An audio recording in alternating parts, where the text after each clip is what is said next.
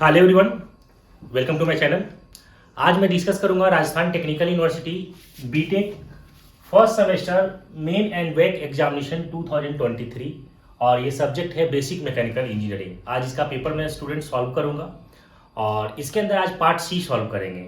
इससे पहले मैंने पार्ट ए और पार्ट बी ऑलरेडी सॉल्व कर रखा है और उसका मैंने लिंक शेयर कर दूंगा डिस्क्रिप्शन बॉक्स में, तो आप उस वीडियो को भी देख सकते हैं। आज जो मैं डिस्कस करूंगा पार्ट सी, और पार्ट सी जो क्वेश्चन पूछा जाता है ये लॉन्ग क्वेश्चन होता है। 10 मार्क्स का क्वेश्चन पूछा जाता है। यहाँ से 5 क्वेश्चन में से 3 क्वेश्चन करना होता है।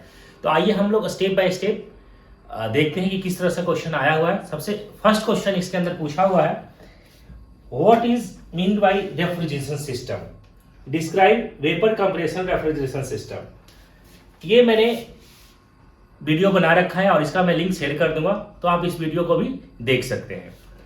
अब मैं बात करता हूं, क्वेश्चन नंबर 2 कह रहा है what is gear transmission and describe different type of gear. Gear transmission क्या होता है, ये सेकंड क्वेश्चन है। Question number 2, gear transmission.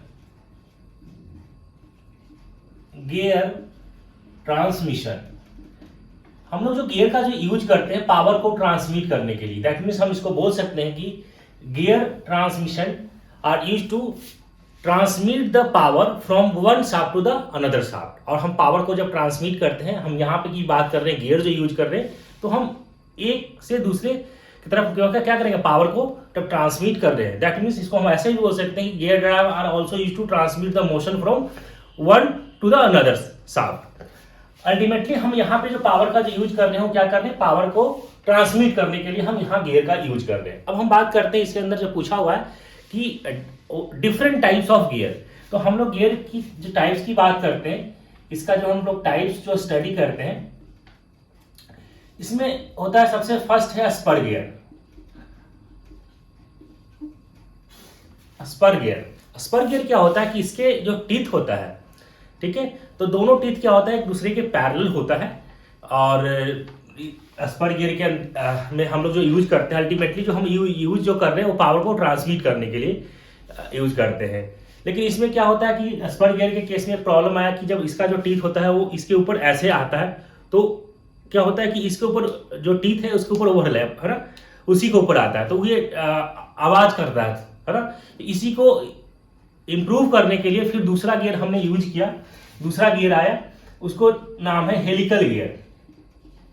Helical gear, helical gear के अंदर क्या होगा, इसको जो हम लोग एंगल थोड़ा सा दिया, इसका क्या कर दिया, इसका अब स्पर गियर के रेस्पेक्ट में जब हेलिकल गियर लगाएं तो उसका स्पीड गाड़ियों में जो हम लोग फिर लगाए तो हेलिकल गियर का यूज किया, जिससे कि कुछ एंगल पे, और इसका जब एंगल पे होगा तो क्या होगा, टीथ जो है एक उसके अंदर मैश करेगा और फिर ये इस तरह से जिससे कि हमारा क्या होगा, स्पीड जो है इंक्रीज होगा। अब इसके बाद क्या होगा कि जब हेलिकल गियर हमने तो क्या कर दिया, इसका इंप्रूवमेंट हमने यूज किया। इसको और इंप्रूव करने के लिए होता क्या है कि जब इंप्रूवमेंट हो गया, जैसे जैसे रिक्वायरमेंट होता है वैसे वैसे इन्वेंट होता चला जाता है। तो इसके बाद एक दूसरा आ गया, डबल हेलिकल गियर आ गया। Double helical gear, double helical gear, इसके अंदर क्या हो गया कि देखते हैं कि डबल हेलिकल गियर हम लोग जो गियर जो यूज करते हैं, जो रेसिंग कार हो गया या बाइक वगैरह जो हम यूज करते हैं, तो इसके अंदर हम लोग ने क्या करते हैं कि जो गियर जो वहां पे लगा हुआ है वो डबल हेलिकल है, तो इससे स्पीड जो है और इंक्रीज हो गया। ठीक है, दूसरा नेक्स्ट जो है bevel gear.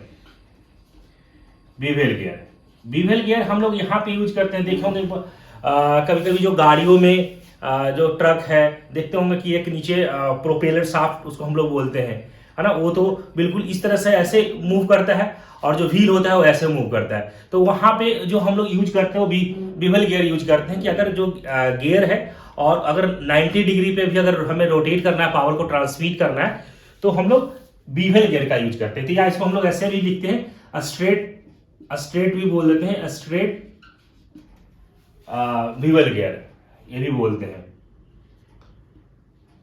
Straight bevel gear. इसके बाद हम लोग जो इसके अंदर जो यूज करते हैं, स्ट्रेट बीवेल गियर हो गया, या इसके अंदर स्पाइरल भी हम लोग यूज करते हैं। स्पाइरल बीवल गियर,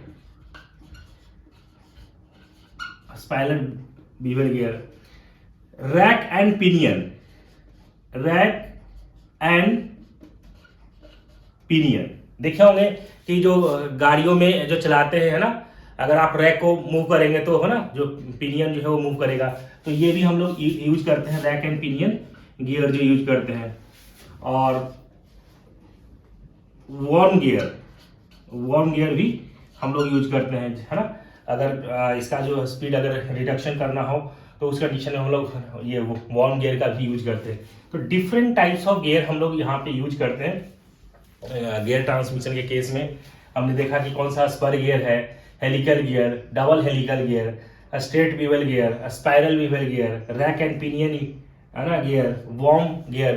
तो डिफरेंट टाइप्स ऑफ गियर यहाँ पे हम लोग यूज करते हैं।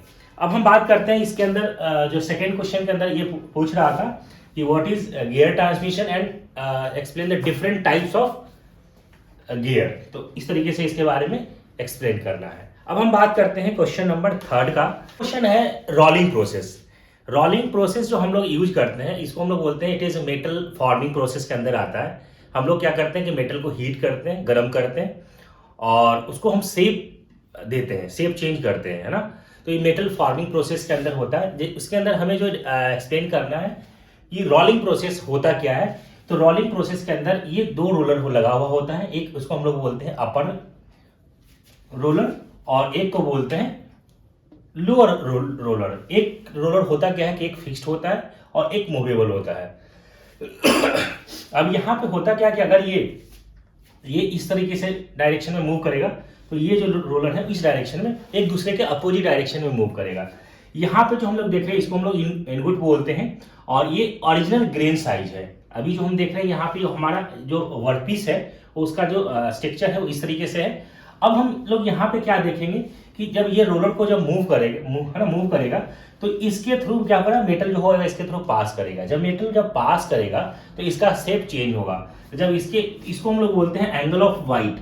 ये क्या कर रहा है, इसके जो ग्रेन जो साइज है, जो ओरिजिनल जो ग्रेन साइज है उसके स्ट्रक्चर को फिर क्या कर रही है, यहाँ पे क्या हो रहा है, चेंज हो रहा है जब इसके अंदर एंटर कर रहा है तो, ठीक है। और एंटर करने के बाद पहले तो इसका जो एरिया जो था ये था, अब इसका फिर क्या होगा, लेंथ जो होगा इंक्रीज होगा, इलोंगेट होगा। और जब ये रोलर के थ्रू जब पास करेगा तो पास करने के बाद इसको हम लोग बोलते हैं दोबारा जो हो इसका जो ग्रेन जो है वो चेंज होगा। तो इसको हम लोग बोलते हैं रिक्रिस्टलाइन ग्रेन बोलते हैं। अगेन ये चेंज हो रहा है और ये यहाँ पे इसके थ्रू जब पास होने के बाद क्या हो रहा है, इसका लेंथ जो है वो इंक्रीज हो रहा है। तो अल्टीमेटली हम लोग रोलिंग प्रोसेस के केस में हम लोग ये जानते हैं कि मेटल को हीट करते हैं और रोलर के थ्रू हम लोग पास करते हैं जिससे कि मेटल का शेप जो है वो चेंज हो जाता है। तो लेंथ इसका क्या होगा, लेंथ इंक्रीज होगा। तो ये प्रोसेस जो कहलाता है ये रोलिंग प्रोसेस कहलाता है। अब इसके अंदर क्वेश्चन नंबर 4 जो कह रहा है कि with a suitable sketch explain the working of centrifugal pump.